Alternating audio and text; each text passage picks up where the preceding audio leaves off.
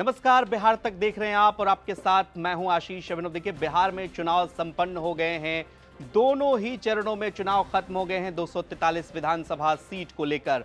अब सबकी दिलचस्पी इस बात को लेकर है कि आखिर सीट पर एग्जिट पोल क्या है, आपकी सीट पर एग्जिट पोल क्या कुछ कहता है, ये हम आपको बताएंगे इस वीडियो में। आपके विधानसभा सीट का हाल बताएंगे, कौन से प्रत्याशी चुनाव जीत रहे हैं ये भी बताएंगे।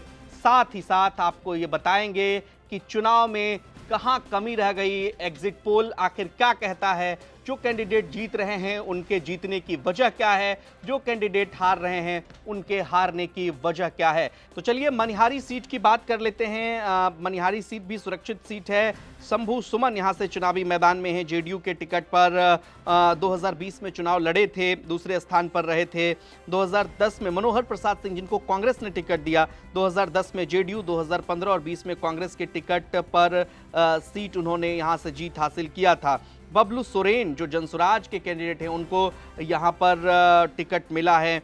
और आपको बता दें कि 2020 का जो नतीजा था, शंभू कुमार सुमन यहां चुनाव हारे थे और जीते थे। मनोहर प्रसाद सिंह जो कांग्रेस के टिकट पर चुनाव लड़े थे और इस बार भी कांग्रेस ने उन पर भरोसा जताया है। लेकिन इस सीट को लेकर कहा यह जा रहा है कि एक बार फिर से मनोहर सिंह सीट को रिपीट करते नजर आ रहे हैं। बिहार तक के एग्जिट पोल में मनोहर सिंह को बढ़त है, एज है मनिहारी सुरक्षित सीट पर। जनसुराज फैक्टर भी काम नहीं कर रहा है और शंभू सुमन भी मजबूत चुनौती देते हुए भी थोड़ा सा बिहार तक के एग्जिट पोल में पिछड़ते नजर आ रहे हैं। तो देखा आपने, हमने आपको आपके सीट का एग्जिट पोल बताया है। अब आप अपने सीटों के बारे में, पर्टिकुलर सीट के बारे में ये जानना चाह रहे हैं कि आपकी सीट पर क्या कुछ हुआ है। इस बार कोई बड़ा खेल तो नहीं हुआ है, क्योंकि बात यह है कि हर सीट के बारे में अलग अलग चीज़ें सामने आ रही हैं। किसी सीट पर कैंडिडेट टू कैंडिडेट परिणाम वैरी कर रहे हैं।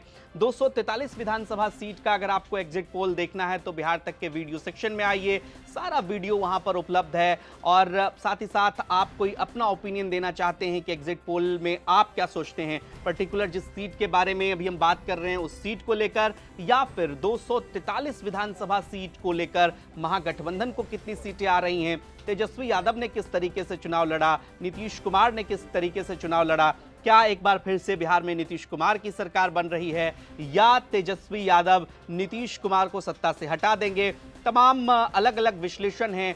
जनता की राय जो होती है वो निश्चित तौर पर अंतिम राय होती है। अब सबकी किस्मत ईवीएम में कैद हो चुकी है, लेकिन एग्जिट पोल में अगर आपको अपने सीट के बारे में जानना है तो आप बिहार तक के वीडियो सेक्शन में आइए। और 14 तारीख का दिन मत भूलिएगा, 14 नवंबर को बिहार तक आप लगातार देखते रहिएगा। चुनाव परिणाम से जुड़ा हर अपडेट आपको मिलेगा सिर्फ और सिर्फ बिहार तक पर। नमस्कार।